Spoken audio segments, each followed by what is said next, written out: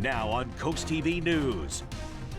Fed tax battle, Lewis moves one step closer to increasing the cost in hotels and other lodging businesses. School construction countdown. We look at the project in Milford that hopes to meet the demands of a growing population. This is CoastTV News Midday. Good morning and thank you for joining us. I'm Lisa Weber and welcome to Coast TV News Midday. Our top story this morning, in Lewis, we could see the next steps in getting a resiliency fund finalized. Tonight, the City Council is preparing to take action on the resolution. They say the money will help prevent and react to natural disasters. To pay for this, money will flow from existing sources like property taxes and parking revenue. It will set aside funds for fixing infrastructure and responding to storm damage. Lewis says they want to build a fund of $3 to $5 million in the next 5 to 7 years. And Lewis could take a big step towards implementing a new lodging tax for some hotels and bed and breakfast inns. The tax could be as much as 5.5% of gross receipts. The draft of this ordinance was created back in February, and it's up for review at tonight's mayor and city council meeting. They could actually vote on this, and if approved, the ordinance goes into effect January 1st, 2026.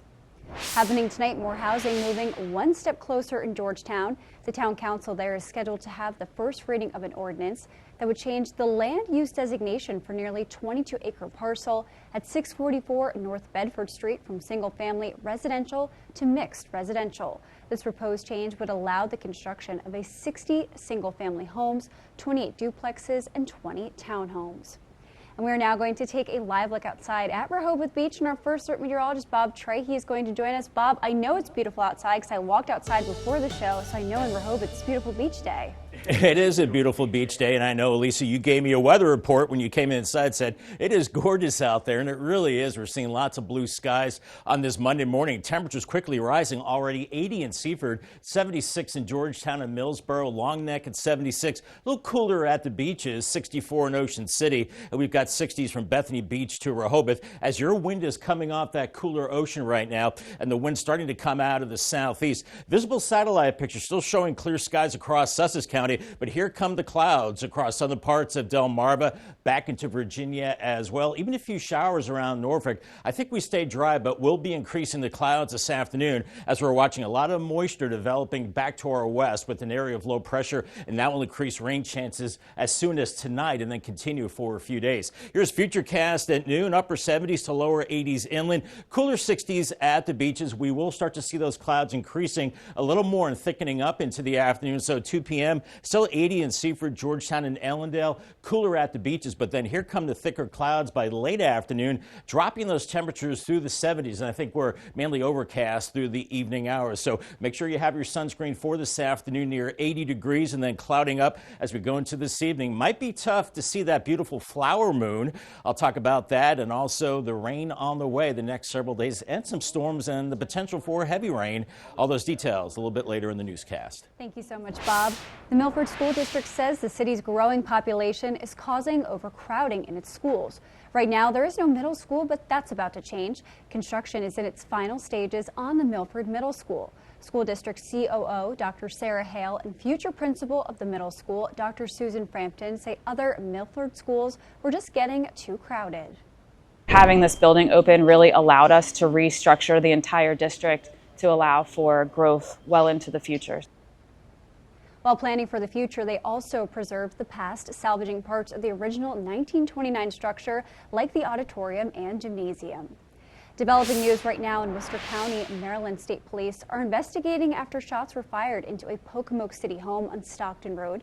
Police say it was 1:30 a.m. on Sunday, and luckily no one was hurt.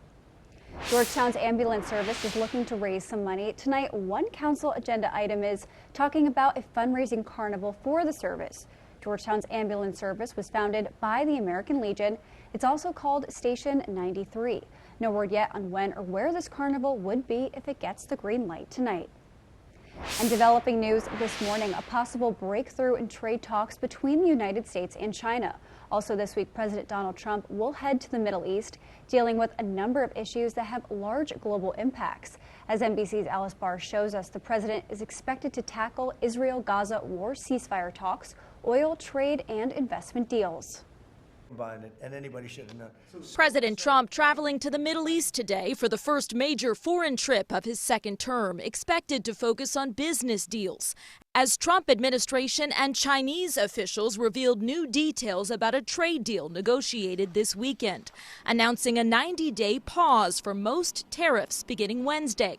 The U.S. cutting tariffs on Chinese imports from 145 to 30%, China going from 125 to 10% on U.S. goods, while negotiations continue. It's important to understand how quickly we were able to come to agreement, which reflects that perhaps the differences were not so large as maybe thought. With growing concerns over tariff-induced price hikes, President Trump promising an executive order today to slash prescription drug prices by 30 to 80%.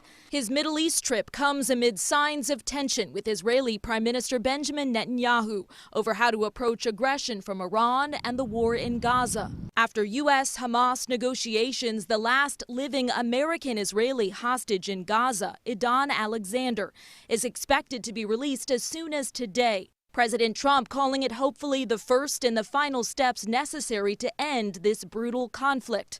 The president not currently set to visit Israel this trip, stopping instead in Saudi Arabia, Qatar, and the United Arab Emirates, as the White House confirmed Qatar offered to donate what four sources call a super luxury jumbo jet to use as the new Air Force One. The sources say it would be transferred to the Trump Presidential Library Foundation at the end of his term. Critics, including top Senate Democrat Chuck Schumer, blasting the plan as bribery. President Trump defending what he calls a very public and transparent transaction. In Washington, Alice Barr, NBC News. Coming up after the break, airport anxiety, the continuing issue at one of our region's biggest airports, and the massive disruption it has caused. Developing news across the country, flights were once again grounded at Newark International Airport following another equipment outage. The FAA says there was a telecommunications issue at Philadelphia Tracon area, which guides aircrafts in and out of the airport. The incident comes after a 90-second long radar and radio outage on Friday at the same facility, as well as a similar incident back on April 28th. And Milford is deciding how much to pay its next city manager. According to documents submitted ahead of tonight's meeting, an offer to the city manager candidate sits at $180,000. But the current city manager, Mark Whitfield, who is retiring, has suggested the city up that to $195,000. The reasoning, getting the salary is in line with similar municipalities. And you may remember Rehoboth Beach made waves for paying its new city manager $250,000 a year, plus $50,000 for moving expenses and a $750,000 housing loan. And new this morning in Fenwick Island, locals seeking leadership positions have the opportunity to apply. The town will hold its municipal elections on August 2nd, and there are 4 seats up for grabs. The deadline to file to run in this election is June 18th, and the deadline to register to vote in the town is June 30th. We've seen lots of sunshine this morning, but now high clouds beginning to move in from the south. We can see that on the FH Cam in Cambridge right now, 75 degrees into the mid to upper 70s a little bit later today, but then cooling down because rain chances start to increase. Could be heavy at times the next few days, along with thunderstorms as well, and warm and muggy to end the week. Congratulations to Steve Bonowski of Bethany Beach. He has a brand new umbrella courtesy of Paul Davis and Coast TV. I'll time out the rain on Futurecast coming up next. Stay tuned.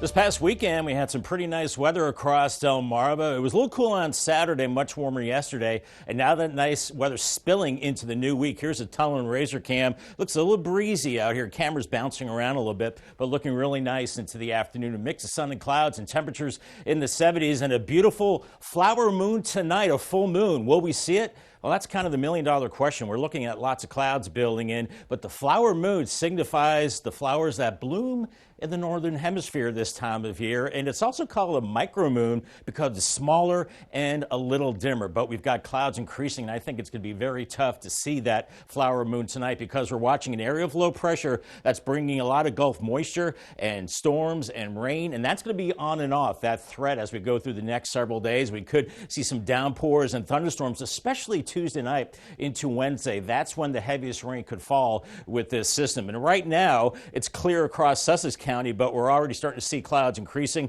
around Salisbury, central and southern parts of Delmarva, back into Virginia. Even a few showers here around Richmond and Norfolk. I think we're going to stay dry, but we're going to see those clouds thickening up this afternoon as high pressure is sliding away. And it's raining pretty good across the Carolinas right now. Even some embedded thunderstorms here across the Ohio Valley. And here's low pressure near the Gulf Coast right now. That's tapping into a lot of moisture and humidity, and we'll be looking at all that moisture pretty much coming up the coast here the next several days, increasing our rain chances later tonight. So I think we're good today, but then we see widely scattered to scattered showers developing tonight into Tuesday, and especially Tuesday night, heavy rain with some thunderstorms, and then another spike in activity in the scattered range on Thursday. Then I think isolated to scattered as we go into the weekend, not as widespread. Temperatures warming up nicely, 80 in Seaford, 76 in Millsboro and Dagsboro, but cooler 60s from Rehoboth to Ocean City as the winds have shifted to the south and east, and we'll be seeing those thickening clouds, but ahead of the real thick clouds, 80 inland with 60s and 70s at the beaches, and then those clouds thickening up this evening.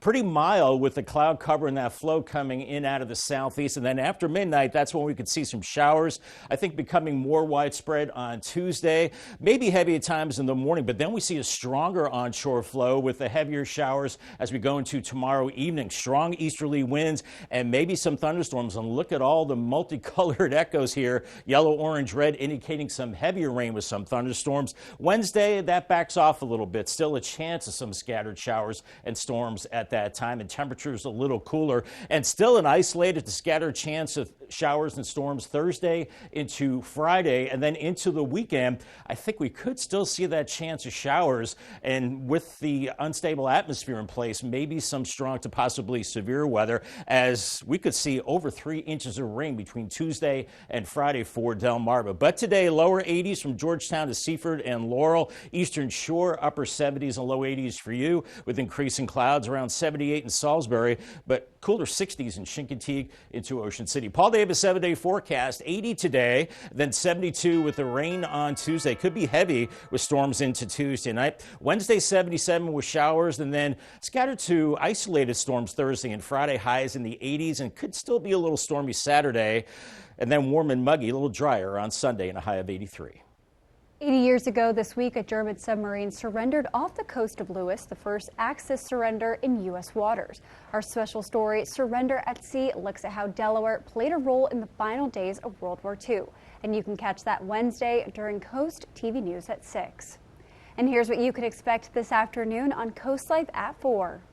We hope you had a great weekend, Coastal Delmarva, but it's back at it for a Monday. Here's what's coming up today on the show. We know you've been loving all the things I've been wearing. It's all from our friends at Water Lily, and we're going to chat with Lily Aller more about what she does and who she is. And sometimes Mondays can be a little slow going. If you need something to get you upbeat, we have the Fitzky brothers coming in. Some incredible music. These young guys have played with some huge names. You will not want to miss this, I promise. They rock. And you can catch all of that fun and some more today at 4 on Coast Life. We'll see you then.